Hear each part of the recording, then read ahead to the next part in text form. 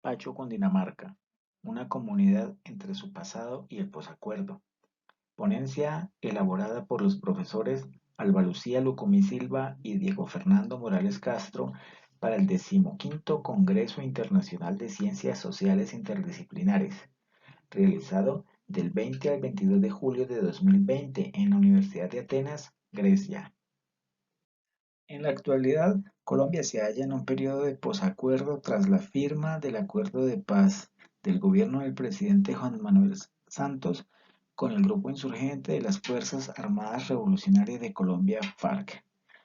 En razón a ello, el país busca restaurar el tejido social en algunos territorios y entre estos se encuentra Pacho, Cundinamarca, que no solo tuvo presencia armada, también narcotráfico. Para este municipio, al igual que para otros del país, se piensa en el turismo como una posibilidad de restituir el tejido social.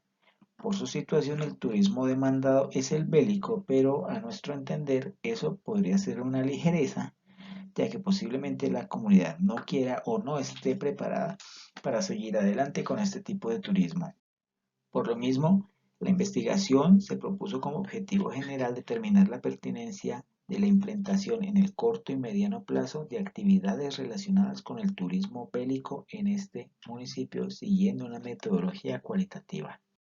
Se tomó como caso emblemático el municipio de Pacho, localizado en el departamento de Cundinamarca, a 78 kilómetros de Bogotá, que junto a los municipios de La Palma y Biotá sufrieron con fuerza el flagelo de la violencia durante el siglo XX, sin desconocer que no fue un fenómeno exclusivo de la región.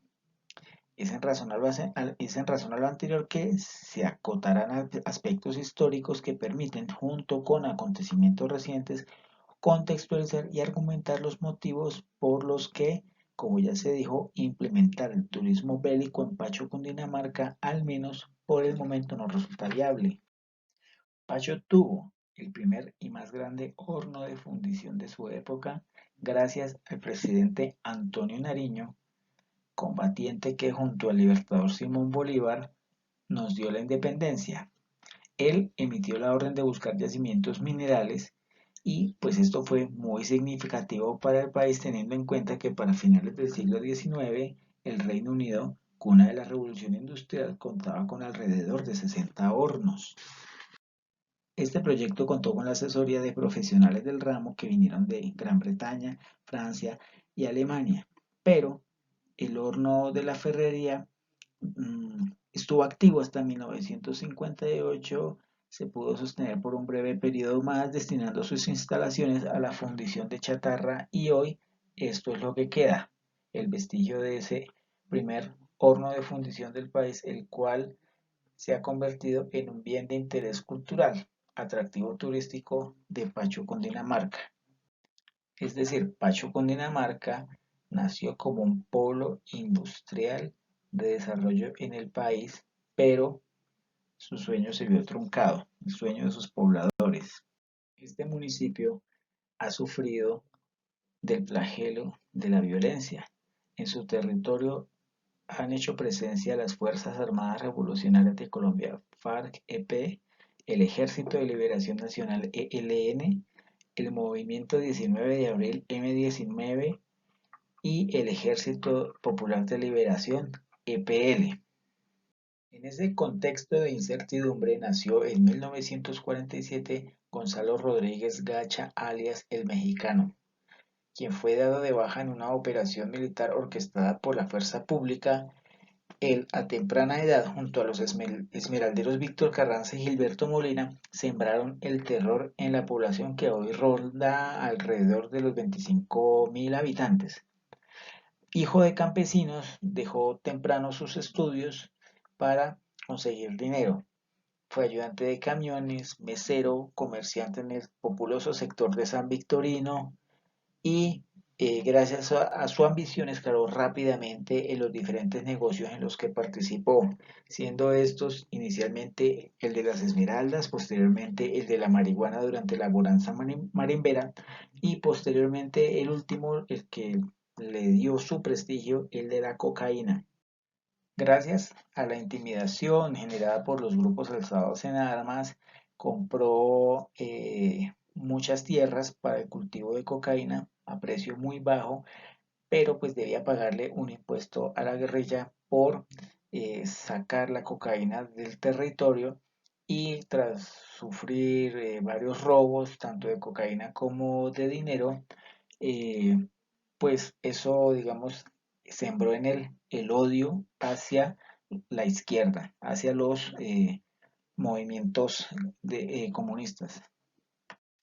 Lo anterior sumado al secuestro de Marta Nieves Ochoa, familiar del clan de los hermanos Ochoa, pertenecientes al cartel de Medellín, contribuyó a que junto a Pablo Escobar Gaviria y Carlos Luis Rivas fundaran el grupo Muerte a Secuestradores Más.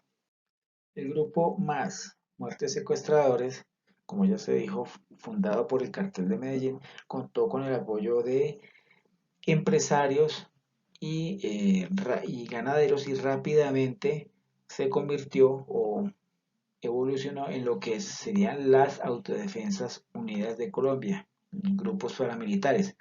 Contaron con mucho dinero, sí, para obtener automóviles, lanchas, armamento, clínicas, centros de comunicaciones y en especial las escuelas de entrenamiento militar, conocidas como escuelas de sicarios. El gran impulsor de estas escuelas de sicarios fue Gonzalo Rodríguez Gacha, quien trajo al país mercenarios británicos e israelíes. De estos últimos, el más destacado fue Jair Klein, mercenarios que no solamente prepararon los ejércitos de sicarios militarmente, también en temas como la inteligencia, con el cual penetraron en gran parte de la sociedad colombiana y el municipio de Pacho no fue ajeno a ello. Estas estructuras delictivas se crearon con el fin de batallar contra los alzados en armas de ideología comunista. Durante el gobierno del presidente Belisario Betancourt se llevó a cabo en el año de 1984 los diálogos de la Uribe en el Meta, en el cual el grupo insurgente FARC silenció sus fusiles y de allí pues nació el partido político Unión Patriótica, que fue considerado el ala política de las FARC. Estos diálogos se vieron opacados por una ola de crímenes que padeció la unión política a manos de políticos de extrema derecha, agentes de la fuerza pública y narcotraficantes. Esta alianza sembró el terror en el país con ese ejército de sicarios. Este ejército de sicarios de corte paramilitar pues empezó a desbordarse en lo que se llamó limpieza social para ejercer el control de los territorios. Es así como no solamente persiguieron a los militantes de la izquierda, sino también a ladrones, violadores, consumidores de drogas y ese escenario de la violencia, pues digamos que desbordó en lo que fue una guerra sin cuartel en todo el territorio nacional. Con la muerte del mexicano, el más despiadado narcotraficante colombiano por encima del mismo Pablo Escobar Gaviria, no cesó la violencia. Por el contrario, las autodefensas tomaron su lugar y en cabeza de alias Botalón y alias Águila, estos tomaron el control sobre el municipio de Pacho que continuó al margen del Estado. Y pues Pacho carga con ese estigma del narcotráfico y bueno, eh, se publicita a veces como un municipio cafetero y también como la capital naranjera de Colombia como forma de hacer resistencia, a pesar de que arrastra, como ya se dijo, con esa estigmatización de la violencia guerrillera y paramilitar y de narcotráfico desde hace muchos años. Y es un municipio con un gran potencial, dada su tradición agropecuaria e industrial. Y de hecho algunos pobladores vieron en la producción de café la posibilidad de crear empresa. En cuanto al turismo, pues que es, digamos, el posibilitador de integrar la comunidad, pues hay que señalar que la administración local, pues en su página web publicita los atractivos naturales más comunes y atractivos arquitectónicos, ¿sí? Como lo que son iglesias, capillas, el horno de la ferrería, como ya se dijo, sí, pero lo que son las propiedades y sitios frecuentados por el mexicano no tienen reconocimiento de la administración local, ¿sí? Y es muy particular porque algunos pobladores buscan mantener viva la imagen del mexicano y un ejemplo de ello es el Club Social y Caballístico Tupac Amaru, que toma su nombre del caballo favorito de Gonzalo Rodríguez Gacha, el cual en su época estuvo avaluado en más de $1.000.000. Y a el narcotraficante le construyó a este caballo una amplia y lujosa pecelera en la hacienda La Chihuahua, y aún así hay un bar en la plaza del municipio de Tepacho que tomó el nombre de la hacienda, la Chihuahua. Entonces es algo muy llamativo. Llamativo porque hay una contradicción de los habitantes, pues en contraposición a lo que se acaba de comentar, cuando se les pregunta por el difunto narcotraficante y la violencia que vivieron por ello, guardan silencio. O sea, es tangible el temor a hablar abiertamente del tema. Ello nos da a entender que pretender implementar un turismo bélico en esta población no resultaría viable. No hay duda que Colombia ha tenido gobiernos que han dedicado esfuerzos para promocionar turísticamente el país a nivel internacional, aprovechando la diversidad que caracteriza a Colombia, resaltando sus atractivos en campañas en frases como Vive Colombia, viaja por ella o Colombia, el riesgo es que te quieras quedar, o esta más reciente, Colombia es realismo mágico. Frases seductoras para realizar actividades turísticas que distan ostensiblemente de un nicho que podría retribuir con creces la historia reciente, y es específicamente el turismo bélico. El turismo bélico es una subcategoría perteneciente al turismo oscuro. Comprende todo aquello, sea real o fabricado, que tiene una relación directa con escenarios o eventos donde esté presente la muerte, el horror, el sufrimiento y sucesos donde la vida, ya sea individual o colectiva, esté o haya estado comprometida. O sea, es un tipo de turismo cuyo consumo, si bien va en crecimiento, ¿sí?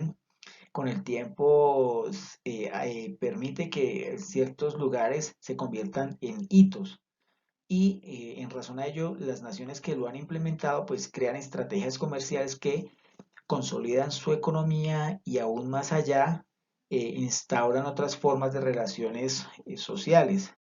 Un ejemplo de esto es el campo de concentración de Auschwitz en Polonia, que es un referente del holocausto nazi que durante años ha sido visitado por miles de turistas de todo el mundo, quienes tienen contacto con este vestigio de los abusos allí cometidos.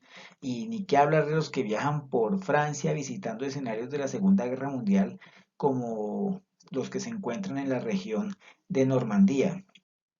Estos casos y muchos otros son apreciados como bienes de interés cultural. Su consumo está motivado por infinidad de intereses, los cuales continúan abriendo debates en torno a los derechos humanos, pero en el caso colombiano es bastante complejo. Y pareciera más fácil de concretar cuando el conflicto es entre naciones, lo que no podría ser válido para el caso colombiano, pero si de conflictos internos se trata, es pertinente citar el caso de España. El caso de España, especialmente con su guerra civil de comienzos del siglo XX y específicamente el relacionado con la batalla de Levante, desplegada por el ejército franquista que tenía como meta la toma de Valencia. Pero este tipo de iniciativas no son viables en Colombia, pues los diversos actores del conflicto, sobre todo los victimarios, a pesar de la existencia de la Jurisdicción Especial para la Paz, JEP, no tienen interés en participar en procesos de perdón y olvido, y mucho menos los que están relacionados con el rescate de la memoria. Adicional a esto, la corrupción imperante en el país obstaculiza cualquier posibilidad de un desarrollo sostenible a través del impulso económico que podría brindar el turismo bélico en poblaciones con menor infraestructura y progreso. Lamentablemente, este escenario de posacuerdo está sumergido en un baño de sangre debido a los reiterados asesinatos de desmovilizados y líderes sociales, justificados en crímenes de delincuencia común y narcotráfico por el actual gobierno.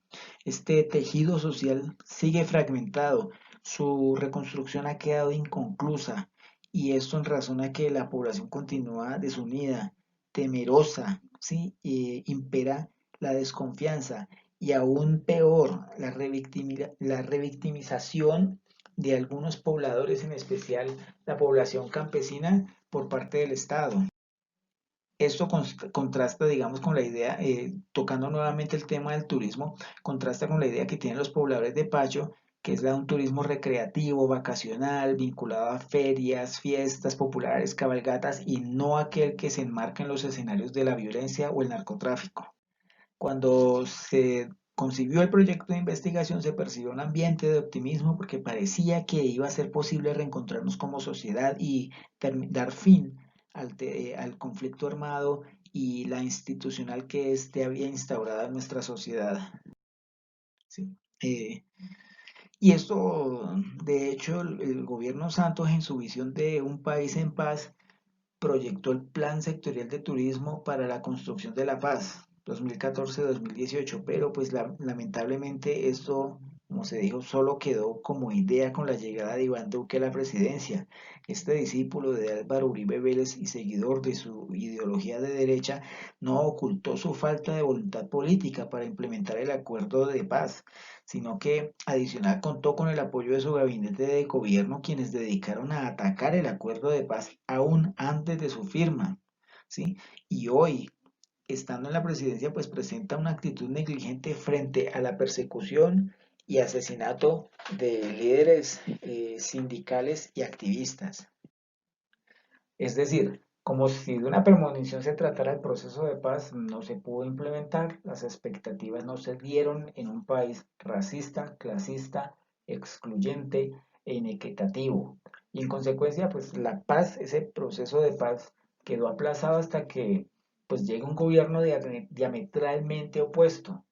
Sí, solo hasta ese momento el país podría iniciar un proceso de reconstrucción política, cultural, social y de resiliencia, abriendo otras posibilidades de revisar, en el caso de Pacho, la viabilidad de la implementación de un turismo bélico, no solo en esta, sino en otras regiones de Colombia, hasta tanto se puede concluir que la implementación de un turismo bélico en Pacho, Cundinamarca, no resulta recomendable.